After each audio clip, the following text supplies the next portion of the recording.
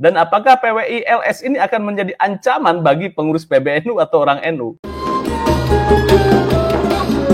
Saya jadi teringat dengan teori amuba, ya. Amuba itu berkembang biak secara aseksual melalui pembelahan biner. Dalam proses ini, sel tunggal amuba memperbesar diri dan membelah menjadi dua sel identik. Ini PWI. Oke, Dr. Sel ini ketawa ini. Teori amuba gitu. Nah, PWI LS ini secara ideologi kemudian secara kultur itu orang NU. Tetapi ketika membelah diri ya seperti amuba, ini akan menjadi besar dan Kiai Iman kalau tidak membelah diri dengan katakanlah dengan PBNU gitu kan, ini tidak akan besar. Apakah Anda melihat ke arah sana? Dan apakah PWI LS ini akan menjadi ancaman bagi pengurus PBNU atau orang NU? Silakan, Taufik. Mas Taufik.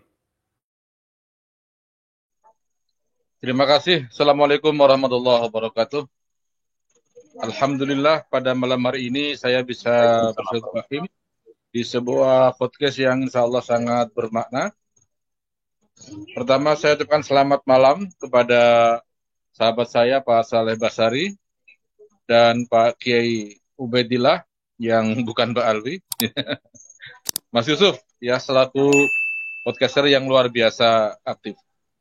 Ya, mencermati apa yang tadi disampaikan oleh Ubed dan apa yang dipantikan oleh sahabat saya Mas Yusuf Mars, bahwa kehadiran PWI ini merupakan satu realita yang tidak bisa kita pungkiri. Ia merupakan jelmaan dari sebuah pergerakan yang luar biasa terkait dengan fenomena-fenomena yang sedang berkembang di akhir-akhir ini, terutama terkait dengan pergulatan akademik ya seputar habaib yang mengaku sebagai dzurriyyah Rasul dan bagaimana PBNU mensikapinya. Nah, dalam konteks ini saya ingin memberikan satu gambar dengan perjuangan Wali Songo yang sekarang melakukan rakernas yang pertama. Saya memberikan satu ilustrasi bahwa NU ini ibarat kapal besar ya. Di dalamnya banyak ruang-ruang yang diisi oleh para profesional maupun oleh manusia-manusia yang memang secara hierarkis sudah dipatenkan sebagai bagian tak terpisahkan dari isi kapal besar itu. Di sana ada Fatayat, di sana ada Muslimah, di sana ada Ansor, ada Pagar Nusa, ada Ibnu, IPPN, macam-macam. Ini merupakan bagian dari kapal besar. Nah, sebuah kapal besar ini akan bisa berjalan dengan smooth manakala dia di backup oleh skoci-skoci, ya kan? Nah, maka skoci ini akan berperan sebagai pembackup, ya, yang akan mengawal, yang akan mendukung laju kapal besar itu. Nah, maka kehadiran PWI, Laskar Pejuang ini merupakan satu keniscayaan yang harus kita terima secara ikhlas. Karena memang kita juga menyadari bahwa NU tidak mampu secara menyeluruh melakukan pembinaan terhadap umat yang sedemikian banyak. Maka kehadiran PWI jangan kita anggap sebagai satu ancaman bagi NU, tapi justru sebagai bagian tak terpisahkan yang insya Allah akan memberikan impact yang positif bagi NU.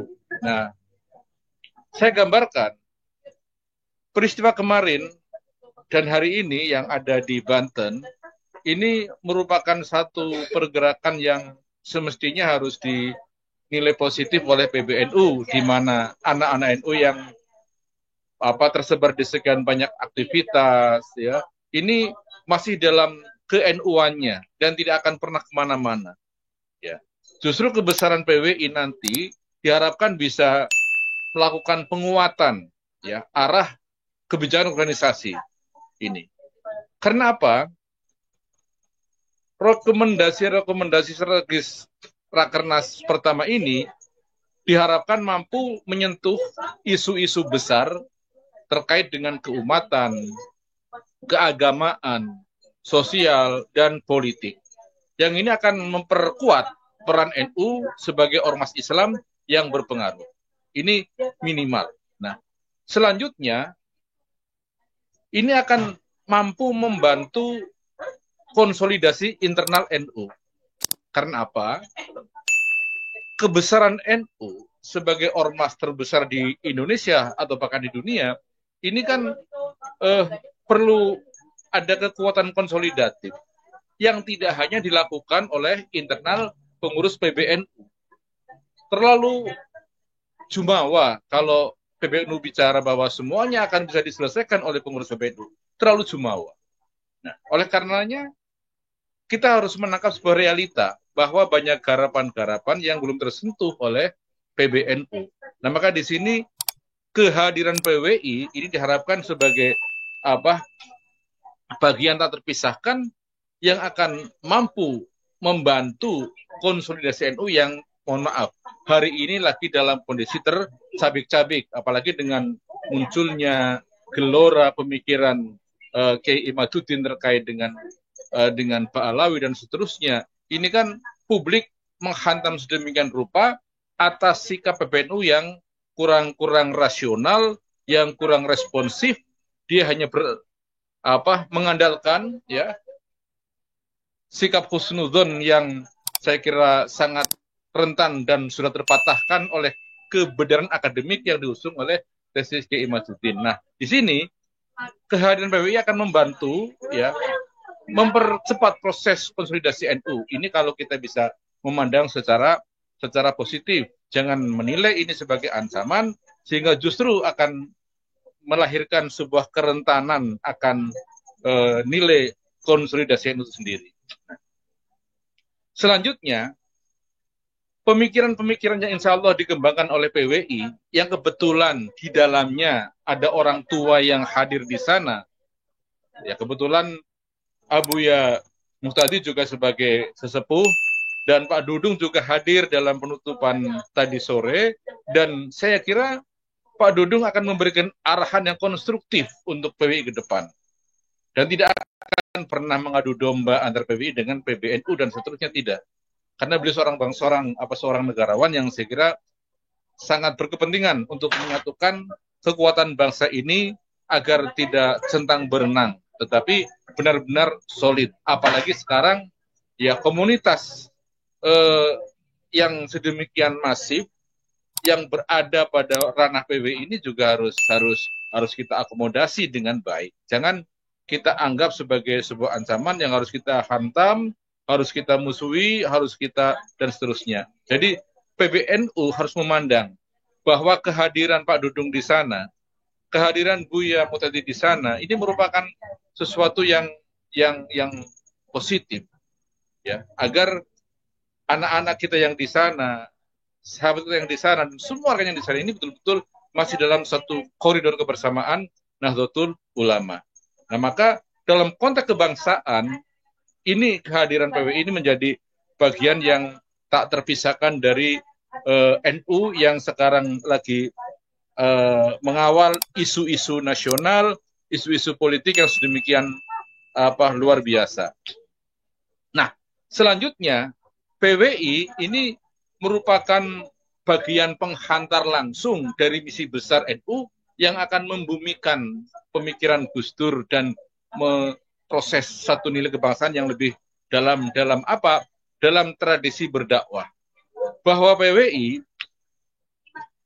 dalam Rakernas insya Allah memberikan satu penegasan kembali akan pentingnya dakwah berbasis kearifan lokal, seperti yang diajarkan oleh Wali Songo. Nah, di sini PBNU bisa memanfaatkan hasil Rakernas itu untuk memperkuat strategi dakwah yang relevan dengan tantangan era modern.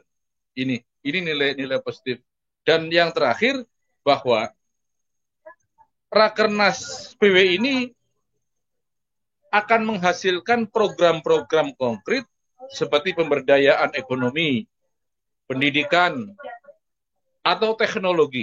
Nah, maka di sini PBNU dapat mengadopsi atau mendukung inisiatif tersebut untuk meningkatkan dampak organisasinya terhadap masyarakat luas. Nah ini, maka ambillah nilai positif itu untuk kepentingan NU sendiri. Nah maka dengan demikian, ya, Rakernas pertama PWI ini diharapkan bisa memberi kontribusi, dan di sini juga rekomendasi Rakernas itu bisa diterima secara utuh ya oleh kalangan masyarakat, dan ini akan bisa diimplementasikan oleh PBNU. Nah, jika Rakernas hanya menjadi ajang seremonial tanpa tindak lanjut, nah maka ini merupakan sesuatu yang memang perlu disayangkan. Tapi insya Allah bahwa rekomendasi Rakernas ke depan yang telah berlalu itu ke depan akan menjadi nilai guna yang bisa dikembangkan oleh NU ke depan. Jadi ambillah manfaat dari sisi itu, ambillah nilai positif dari pergerakan kawan-kawan yang di PWI. Saya kira itu Mas Yusuf. Terima kasih. Oke, tetapi sebagai catatan bahwa rekomendasi itu tidak mungkin istilahnya disampaikan ke PBNU karena tidak ada relevansinya atau connecting antara PWI LS dengan PBNU dari sisi organisatoris.